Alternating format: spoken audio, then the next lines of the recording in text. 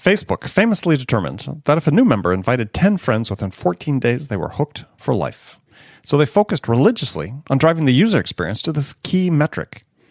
If you apply this product-based approach to B2B sales, then you can identify those users that are ready to talk. And this method is known as the Product Qualified Lead, or PQL. So if you sell in a freemium, open source, or trial model, then the PQL method is critical to give your sales team visibility into who is ready to talk. So talk to your data team, or better yet, partner with Whaler's team of data scientists to develop a PQL model tailored specifically for your business. You'll be empowered by knowing exactly when a user is ready to convert. To see specific examples, go to getwhaler.com/Andy. That's GETWHALR.com/Andy. And as a bonus, if you sign up to learn more about Whaler and PQLs, then Whaler will send you their optimized 2-page master services contract that you can leverage for your own business free of charge.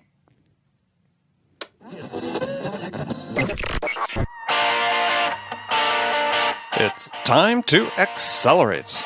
Hi, this is Andy. Welcome to another edition of Frontline Friday with my regular and very special guest, Bridget Gleason. Now, before we get to the show, Bridget and I have a favor to ask of you. Really appreciate it if you took time right now to leave a review for this show on iTunes. And while you're there, click the button, subscribe to Accelerate. Make sure you get Frontline Friday automatically each week.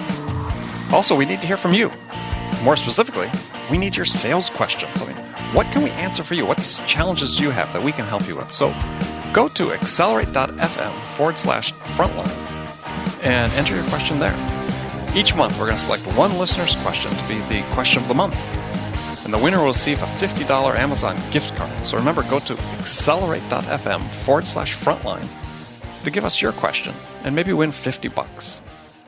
So Bridget, how are you today? You know how I am. I know, but I'm tell fantastic. everybody. I'm great. Fantastic. I'm okay. great. Andy, nice to talk to you this Friday. This Friday, yeah. I mean, there's... Yeah, for new listeners, maybe for our guest who's going to join us in a second, they may not be aware that Bridget is always fantastic. So for much of this year, we were calling her by her nickname, Captain Fantastic, which we trot out every now and then. I am going to get that illustration of you done, by the way. I know you keep threatening that, and I haven't seen it yet, so right. I'll believe it when I see it. Right, about the same time you send me that gift you owe me. So you didn't tell me what the gift is. Well, you're supposed to pick it and send it to me. Okay, I'll do that right after I get the picture. How's that? No. The gift first. The gift first. Yeah. Yeah, we'll see. We'll see how that turns out. All right. Like married people squabbling. I know. It's pathetic. So, only another week or so left in the year. Amazing. How time flies. Yeah, I know. It's anything, big regrets, something you wished you had gotten done but didn't in the year? No, I typically don't live regret-ish. So, no, but I'm looking forward to 2018. I tend to look forward whenever possible. So looking forward to seeing what 2018 will hold. Hopefully lots of surprises. Good surprises. Yeah, good surprises, yeah. All right, well, we have a guest again joining us today. And joining us is Susan Steinbrecher. Susan, how are you? I'm great. How are you? Well, I'm good. You know how Bridget is. She's fantastic. Susan, I know. So nice to meet you virtually. I'm looking forward to the conversation. Likewise. Thank you very much. So the topic of the conversation and an area that Susan works in a lot is effective communications. And the topic that we had come up with was one I think is really quite interesting, which is having the difficult conversation. Which, if you're in sales, there's lots of difficult conversations. The least desirable one, which is, hey, you're not making your numbers, time to continue your career elsewhere, to difficult conversations with customers, if nobody else, as well as with peers or people that work for you or that you work for. So, wanted to talk about that because I think it's important. So, Susan, just maybe introduce yourself a little bit and tell us, what you do, and then we'll jump into our conversation.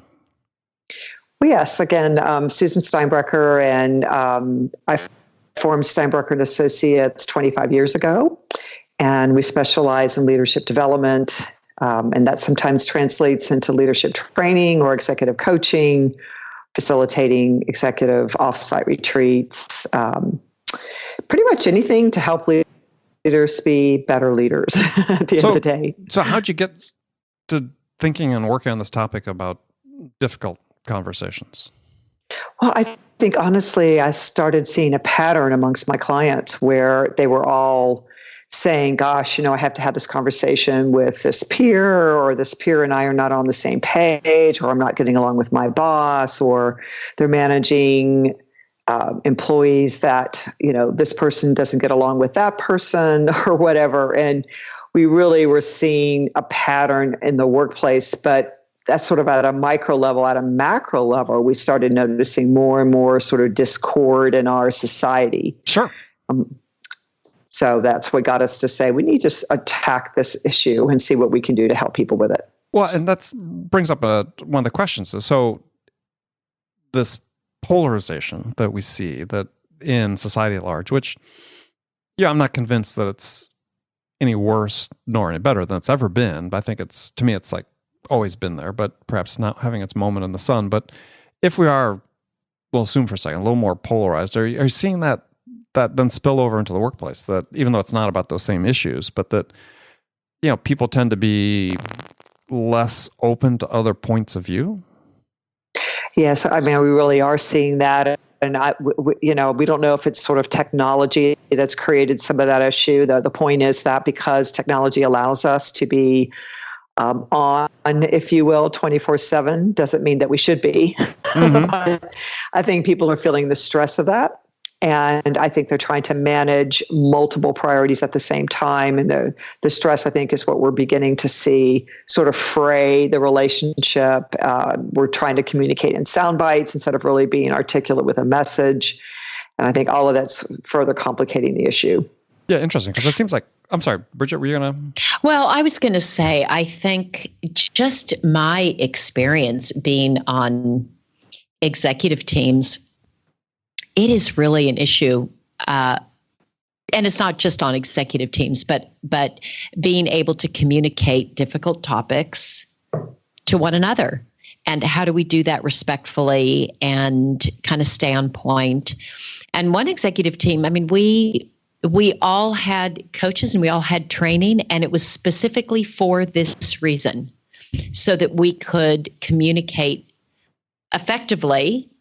And one of our coaches had said that in high growth startups, there's always going to be conflict. You're doing a lot of things, sort of to your point with technology, we're talking in sound bites, we're doing things fast, we may be communicating across time zones and in different geographies.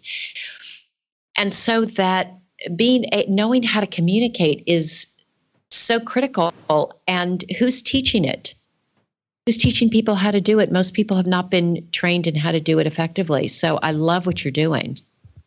Thank you. I think you're absolutely right. Most of us did not get the foundation in our families, or at least positive models. So what are we drawing upon, right? And yet we end up being in a workplace and we're trying to figure out, how do I connect with this individual? Or perhaps someone might be a little bit more conflict avoidant. So it's totally, they don't feel confident, competent, or comfortable approaching the conversation. And I think that sometimes is often due to, wow, I'm not sure I can handle this conversation. I'm not sure I can handle my emotions. I'm not sure I can handle their emotions. So often what happens is either one or two camps. One is I totally avoid it altogether, and we know that makes things even worse. Or we jump in, sometimes the bull in the china shop, and try to get a point across, and we're not coming across respectfully, and then that blows up. Right. So for all those reasons, we felt like people really needed to gain some skill in this area. How do they build that emotional resiliency and composure when it matters most? And at the same time, how do you gain alignment through sort of the pragmatic approach? We really address this as an inside and outside kind of job. The inside job is managing the emotional composure and resiliency. And we looked at that as, how does one build the strength to do that? So when you're in a conversation and you need to call upon that strength, you can. And then secondarily, what do you do in the moment when you find yourself getting really upset? What's the most important tactic to deploy? And the outside approach more is, what's the step-by-step process that's going to get me from the beginning of the conversation to the end of the conversation?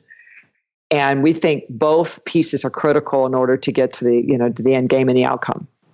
It's one of the issues in communicating this, and this is, you talk about emotional resiliency, is it seems like oftentimes, and some of this I think is a little bit generational, but I think it's a trend that's coming into everything we do in life, is that so many of the differences seem to be sort of emotional grievances, right? Mm-hmm. And so we're sort of dealing it from that perspective. And I don't mean that to trivialize those. I mean, I think people feel like people sort of conceptualize their challenges, the things that trouble them, differently than they might have in the past. And so some of these difficult conversations just seem more emotionally weighted, perhaps, than they were. It's just there's issues that come up, and I see this. My wife is a professor at medical school and deals a lot with students on some personal issues, and you sort of see that as the way people present their issues. They present them more as I need to have a tough conversation, but it seems like it's sort of a grievance based, and it's just a different way of positioning things. I just wonder if that has an impact on. Yeah, I really think it does, and I think that goes back to what we're seeing is stress levels go up. I think we've always dealt with stress, right? So it's not that that's a new concept, yet that's what we're finding is that people are trying to get so much done with less. Often they don't have the staff levels they've had before, so they're expected to do more because technology allows them to be accessed 24/7. Then sometimes there's the expectation of that. Hard to kind of turn things off. I mean, we recognize that. I mean, texting can be addictive. I mean, we've learned from some of the brain research that that's actually true, that texting can be addictive. Sure. So there's so many things going on that's causing people to be working this sort of full cycle at a very accelerated rate. And they're not taking care of themselves as much. They're not dealing with stress effectively. The work-life balance has kind of gone out the window. Well, when you think about it, are you going to be more patient when you're feeling highly charged, lack of sleep, not eating well, et cetera? Probably not. And so it's sort of taking care of self. That piece has really come out when we're under time pressure. And I think that's exasperating the issue. Interesting. So, I can second that. I'm just listening to you, Susan, talk about it. And I think about just in my own experience, I can say, yes, I'm expected to do more with less. Yes, I'm expected to be sort of always on. Yes, there are more multiple demands coming at me. That you're right, stress isn't new, but sometimes it feels like the stress has been ratcheted up a notch because of these kind of the always on culture that we've got now because of technology and just sort of what's our current environment. Yeah, I really believe that. And I do. And again, we're not going to be operating at our best when we haven't had enough sleep, right? And we haven't eaten well and haven't been with family, haven't really connected spiritually, emotionally, or, with someone else. It's just the human side of it is kind of going out of the equation here. And it's really, I think, catching up. Well, and I sort of back to the point I was making is so are we taking conversations though in the past that would have been, we could still put them in the difficult camp, but because of the polarization we talked about and these issues, you're talking about the stress, I don't want to say we're artificially making them more high impact, but we are, to some degree, we sort of are, right? Just through all the environmental concerns. So it's almost like as managers, or as if you're an employee going to talk with your managers, to your point, it's almost like you have to take a pause, right? Part of the training, it seems to me, is both parties like, maybe we should have this conversation tomorrow, or let's have it in 2 hours or something. Is people seem to be loaded for bear every time they want to have this type of talk these days. I would agree with that. In fact, what we teach in the training is that, let's take a look at some of the tactics that are going to help you when you're in the moment in the conversation. Let's say, for example, and you find yourself getting upset, what do you do? So one of the things we talk about is buy some time and take the deep breath when something is said, rather than immediately react versus respond. And we think reaction is a different thing than responding. The reaction is when you're emotionally triggered and you just say whatever's on top of your mind. In order to get out of that and to respond more effectively, sometimes you have to take the deep breath. Well, how do you do that? You're in a conversation with a person. So sometimes it buys you time to say things like, tell me more, or paraphrasing back, here's what I'm understanding that you're saying. Did I get that right? As the person, so in other words, get the attention off of you so that you can take a moment to collect yourself or say to yourself, this too shall pass, or take that deep breath or write or whatever you need to do just to buy you a little time for some composure. When it's really out of control and you feel like, okay, I'm getting so upset, then we often recommend that we delay the conversation, to your point. So we'll say something like, listen, you're upset, I'm upset. I think we both can predict this is not going to go in a good direction. Why don't we both take a step back, pause, and reconvene tomorrow so that I'll collect my thoughts, you'll collect your thoughts, and then let's come back and see if we can't do this more effectively. To me, that's better than it escalating and getting out of control. There's going to be so much more damage done in that case versus asking for the delay. Yeah, I agree. And I think that's what I was bringing up is I think that when you think about even certain process, let's say like habit change, you talked about, you have a trigger, you react to the trigger. Well, at that point, you have to pause for a second and say, okay, I've got a choice here. This can go one way or the other, right? Which way do I want it to go? And That's right. I think people need to be very conscious about the fact that it's okay to pause. And this could be microseconds because things happen quickly in your brain, but pause and consider what the options are and then make the right choice about which direction to go. And I think to the degree that I know there's some people that enjoy having sort of those high stakes conversations and let them escalate and see if they can control things, and rarely works out well, even though people in sales think they can talk their way out of anything. Much better to pause. And as I said before, you've really inflicted, mortal wounds on each other. Right. Because I think the thing, especially if you have to work with this person again, this is just one interaction. And often what also comes into the conversation is history. So, for example, if I've had multiple conversations that did not go well with that individual in the past, I'm coming in with all of that baggage this time, making some assumption that this person, I already know how this is going to go. They're going to be difficult. They're going to be, a jerk or whatever it is. So now you've just completely tainted this interaction with history. If the conversations in the past have gone relatively well, you might come in with that bias as well. So we often aren't even talking about what's happening in this particular moment in terms of a topic. We're bringing everything else from the history in. This applies, of course, in personal relationships as well. And that's what makes it difficult. It's what is the real issue? Is it this particular issue we're trying to address today? Or is it, frankly, everything else that's gone wrong in the last 4 years? So that's what also creates things to sometimes go south pretty quickly. Well, wouldn't you... I don't know. I'll ask the question. I shouldn't phrase that, wouldn't you?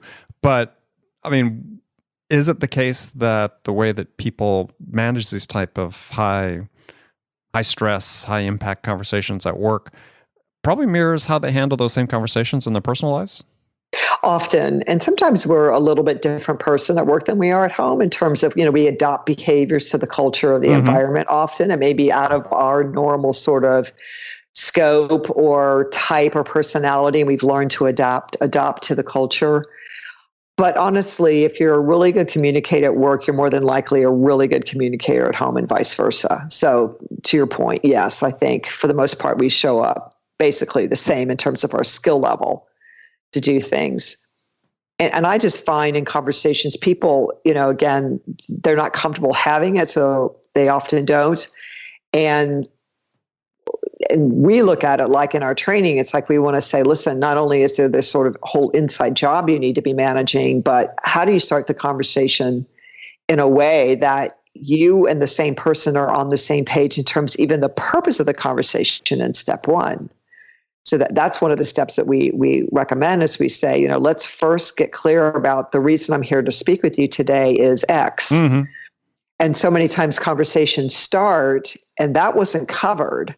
And 2-3 minutes can be going by and the person's still like, I don't even know what we're here to talk about. Right. So as simple as that sounds, that is a piece that has to happen from the very beginning. My hope is that we can gain alignment. You and I have a different opinion as to how the project should be completed. My goal is for us to gain alignment by the end of the conversation. Okay, now I know why we're here to talk kind of thing. Right. Yeah, I like that, setting the stage. I mean, the other thing that sort of struck me as you were talking is that, one thing I consciously try to do is, not let things get to the point where you have to have these really make or break conversations. I mean, there's some instances that are unavoidable, but just take a work, managing a team of people and leading a team of people is, if you have your eyes and ears open, then hopefully you can sense when things are bubbling up. Certain, people need help or, feel they were mistreated in one regard or another, is that you can consciously, talk to people and try to address it earlier on. Right, before it gets to be so problematic and more emotional and more stressful for all those reasons, absolutely. I think the other challenge, as I mentioned, is that sometimes people hesitate to step in because they're afraid how the person's going to react and they don't know how to deal with it. So one of the things that we teach is, how do you facilitate the emotion of the other person? So we're teaching how to facilitate the emotion within you and the emotion of the other person. Right. So this person starts, elevating their voice and getting really upset. Often one of our techniques will work, whether it's empathizing with the situation, which, by the way, people confuse. You don't have to agree to empathize with the situation. But that often will diffuse some of that anger because it shows you're listening and that you care enough. Or active listening skills, we talk about at least maintaining, try not to ever lower, and if when appropriate, enhance self-esteem. All those things open and build some of that relationship, involving them in the solution. What ideas do you have to solve this? Here's some ideas that I have. All of that shows respect and begins to diffuse some of that anger and calm the person down. So those are important pieces as we're on our roadmap from beginning to end of the conversation as well. It sort of mitigates the emotion along the way. It keeps it more neutral. Sure. Bridget, anything? Well, I think it takes a lot of skill to navigate these conversations. And it takes first of all, it takes a self-awareness to be able to look at your own sort of emotional landscape and kind of and have that resiliency. So I think it takes, first of all, and I'm speaking from experience, it takes skill number one for me to recognize when I've been triggered and what's triggering me, and to be able to take that pause.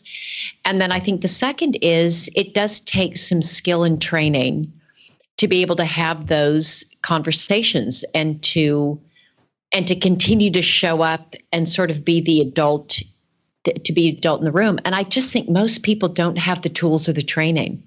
I think it's so lacking. I totally agree, which is why we really felt like we really owed it, to the world, so to speak, to take this message out, because our big vision was to really look at this work not only in a business community, but also take it to homes and schools and prisons and government, et cetera, because we felt like there was such a disconnect on so many levels.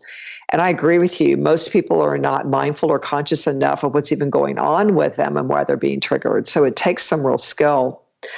For our platform, for the training, is a lot of practice with a table coach with, let's say, a round of 5 people. So there may be a facilitator in front of the room, but there's a table coach sitting at that round table of 5 to listen to everything being said and every word being practiced.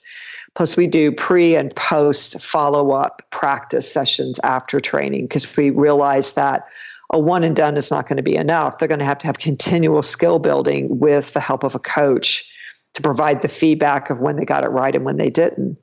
I mean, I can't tell you how many folks come in feeling like, I do these conversations every day. I know how to do this.